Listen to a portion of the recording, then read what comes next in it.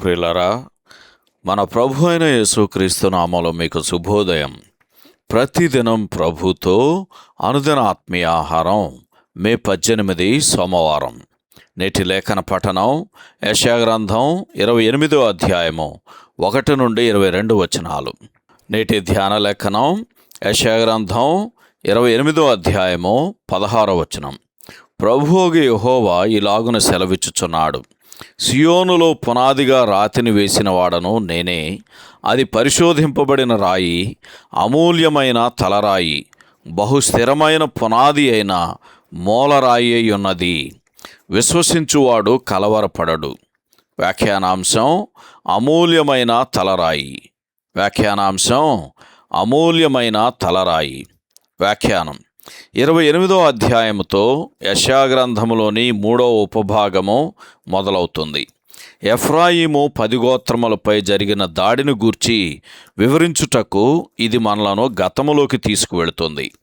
ఆ తర్వాత యూదా మీద కూడా అష్షూరు జరపనయున్న భీకరమైన దాడిని గూర్చి ఈ ప్రవచనము వివరిస్తుంది. మద్యము సేవించిన వాడు దారి తొలగినట్లు, గర్వము యూదా ప్రజలను దారి తొలగి ప్రవర్తించినట్లు చేసింది. వారు మరణముతో నిబంధన చేసుకొని, అనగా రోమా అధిపతితో నిబంధన చేసుకొని తమ్మును తామే సమర్థవంతంగా కాపాడుకోగలమని నమ్ముచున్నారు. కానీ వారు చేసిన ఈ పనే వారి నాశనమునకు కారణమవుతుంది. తుఫాను వలె అష్షూరు సైన్యము యెరూషలేమును ధ్వంసం చేస్తుంది.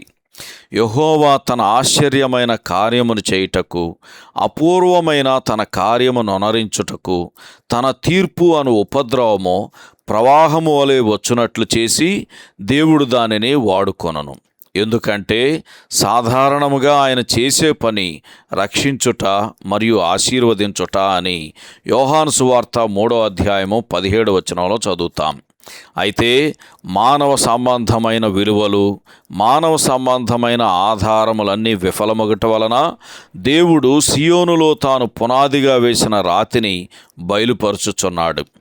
దేవుడు ఎంత ప్రేమతో ఈ సంగతులను తలపోయుచున్నాడో ఆయన రాయించిన విధానములో అర్థమవుతుంది.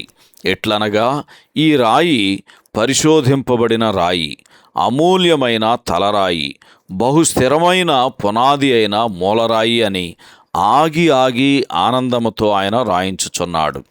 అవును, క్రీస్తుకు సూచనగా ఉన్న ఈ రాయి మనుష్యుల చేత విసర్జింపబడినను దేవుని దృష్టికి అమూల్యము.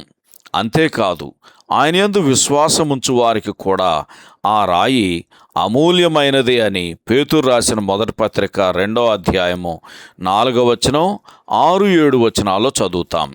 ప్రతి ఒక్కనికి కూడా ప్రభు అయిన యేసు నిజముగానే గీటురాయి. మరి మన హృదయములకు కూడా ఆయన ప్రశస్తమైన వాడుగానే ఉన్నాడా లేదా?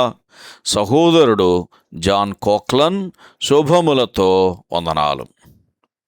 ఈ సందేశాలకు సంబంధించి కానీ, బైబిల్కు సంబంధించి కానీ మీకేమైనా ప్రశ్నలు ఉంటే ఈ క్రింది నంబరుకు వాట్సాప్ ద్వారా పంపించండి.